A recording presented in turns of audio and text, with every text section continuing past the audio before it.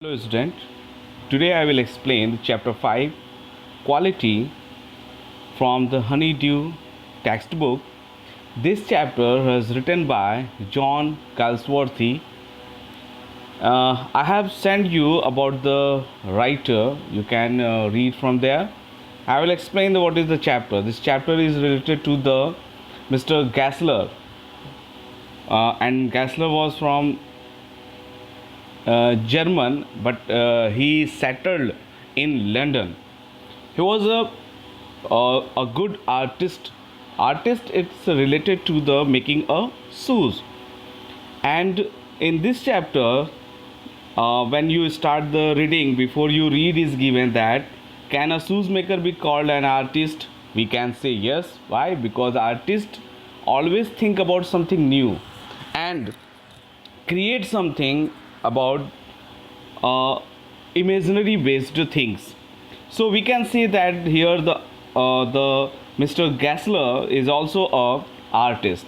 Now I will explain what is the chapter and what is the story is given in your this chapter. Now this chapter is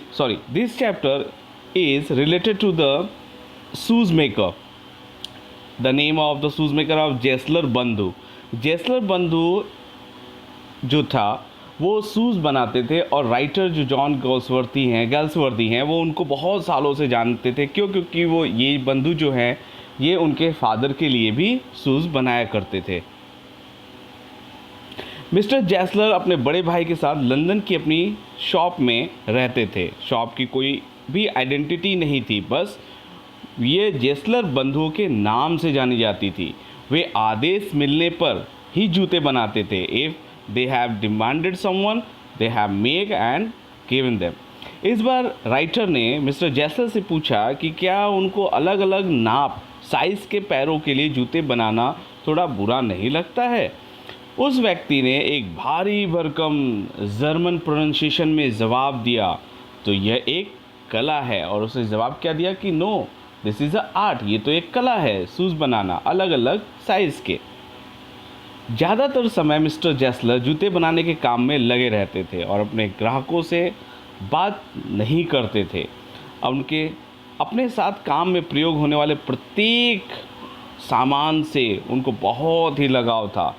जैसलर बंधुओं के द्वारा बनाए गए जूते बड़े मजबूत और बहुत लंबे समय तक चलते थे. एक बार राइटर का ये एक्सपीरियंस था कि थोड़ा सा अलग तरीके का एक्सपीरियंस हो गया. उन्होंने एक ऐसे शूज़ का ऑर्डर दिया. जब उनको वो शूज़ प्रिपेयर होके मिला तो वो उस शूज़ से खुश नहीं हुए. वो कहीं ना कहीं उनके पैरों में फिट नहीं होता था, तो उन्होंने उसकी शिकायत भी किया. तो जैसलर बंधुओं ने उनको प्रॉमिस किया कि आप ऐसा करिए कि वो शूज़ मुझे दे दीजिए, मैं उसको रिपेयर करूँगा, और अगर ऐसा नहीं होता है तो हम आपके पूरे पैसे रिटर्न कर देंगे. अब इस बार जो शूज़ बनाने के लिए राइटर ने जो उनको जो ऑर्डर दिया, और होता क्या है कि एक बार राइटर जो थे वो उनके शॉप के सामने खड़े थे, और वो जो शूज़ उन्होंने उस समय पहना था वो किसी दूसरे बड़े शॉप से उन्होंने ख़रीद कर पहना हुआ था. जैसलर बंधुओं का नहीं था वो. तो मिस्टर जैसलर जो थे वो उसको देख रहे थे शूज़ को बहुत ध्यान से, और उन्होंने कहा कि ये शूज़ जो है वो आपको कंफर्टेबल नहीं रखा है, वो कहीं ना कहीं आपको चुभ रहा है. इस तरीके से जैसलर बंधु जो थे वो अपने जो कस्टमर होते थे उनको बहुत ही अच्छा ट्रीटमेंट देते थे, बहुत उनका केयर करते थे. वो अपने कस्टमर को किसी एडवर्टीज़मेंट के थ्रू नहीं बुलाते थे, अपितु उनको अपने वर्क का जो क्वालिटी था उसके थ्रू वो उनको अट्रैक्ट करते थे, और वहाँ पे डिमांड लेते थे कि किस तरीके का और कितना शूज़ उनको बनाना है.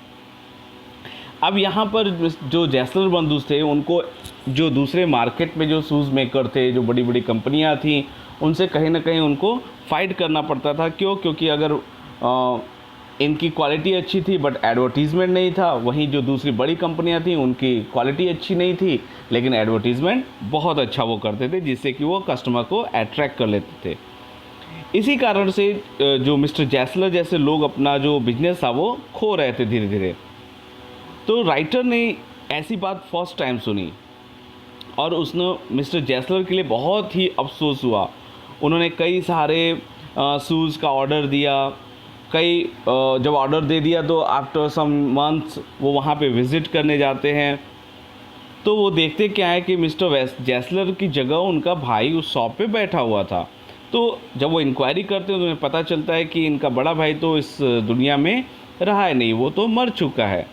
फिर भी वो उन्हें कई जोड़ी जूतों बनाने का ऑर्डर देते हैं और इस बार मिस्टर जैसलर कुछ ज़्यादा ही उम्र दराज लग रहे थे। फिर 1 साल निकल जाता है और ऐसा लग रहा था जैसे उन्होंने 1 दशक पूरा कर लिया हो। कलाकार का अंत पर एक कड़वी सच्चाई के साथ मिस्टर जैसलर लेखक को पहचान नहीं पा रहे थे। राइटर ने हमेशा अपने जैसे अपने आदेश दिए और इस बार के जूते पहले से काफ़ी बेहतर थे। मतलब कि राइटर ने जब दोबारा उनको ऑर्डर दिया जूते बनाने के लिए, बहुत सारा ऑर्डर वो दे रहे थे क्योंकि उन्हें पता था कि इनकी शॉप जो है वो कम्पीट नहीं कर पा रही है, एडवर्टीज़मेंट नहीं ये करते हैं। इवन वो उनका शॉप जो था उन पर केवल जैसलर बंधु के नाम से जाना जाता था और मार्केटिंग वो नहीं करते थे, तो शॉप कहीं ना कहीं उनका जो बिजनेस था वो स्लो हो रहा था। तो इसको ध्यान में रखकर राइटर ने उन्हें बहुत सारे ऑर्डर दिए शूज़ बनाने के। तो जब वो विज़िट करने जाते हैं तो उन्होंने क्या देखा कि जो उन्होंने जैसलर बंधु ने शूज़ बनाया था वो पहले से काफ़ी अच्छा बना हुआ था। फिर एक इवनिंग में क्या होता है कि राइटर जो होते हैं वो मिस्टर जैसलर से मिलने जाते हैं और उन्हें पर्सनली थैंक्स कहने जाते हैं। लेकिन वो देखते क्या है कि जो शॉप थी उसके बाहर कोई नेम प्लेट नहीं थी। अंदर एक गोरा आदमी बैठा हुआ था। उस गोरे आदमी ने उन्हें बताया कि मिस्टर जैसलर की मौत हो चुकी है और उन लोगों ने वह दुकान हासिल कर ली। मतलब मिस्टर जैसलर ने वो शॉप उस गोरे पर्सन को सेल कर दिया था। उस गोरे आदमी ने आगे बताया कि मिस्टर जैसलर भूखों मर गए। मीन्स कि उनकी जो शॉप थी वो चल नहीं पा रही थी, उनकी क्वालिटी कितनी भी अच्छी हो वो मार्केट में कम्पीट नहीं कर पाए और वो उस रेस से बाहर हो गए, जिससे उन्हें इकोनॉमिकल प्रॉब्लम फेस करना पड़ा।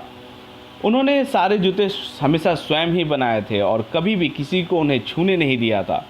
वो हमेशा बेस्ट क्वालिटी का सामान यूज़ करते थे जिससे कि वो अच्छे क्वालिटी की शूज़ अपने कस्टमर को दे सकें। इसके लिए वो दिन रात मेहनत करते थे। लंदन में सबसे अच्छे जूते वही बनाते थे, फिर भी वह प्रतियोगिता में हार गए। मीन्स कम्पीट वो नहीं कर पाए, जो मार्केट था उसमें वो सरवाइव नहीं कर पाए। Why? Because he was not going to the market system. He was not following the market system. What is the market system? If you maintain the quality, you have to focus on your advertisement. Nobody knows about your quality. Only when you publish your quality, then anybody aware about your thing.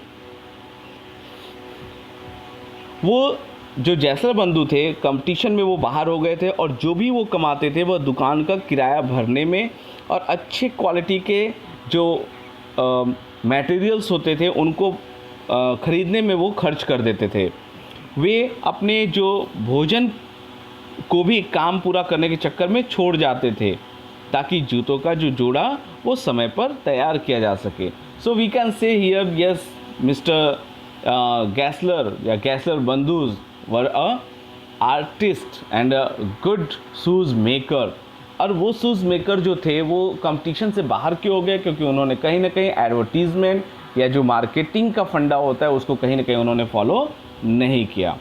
So student, this is your chapter 5 quality. I hope you have understand betterly. Thank you.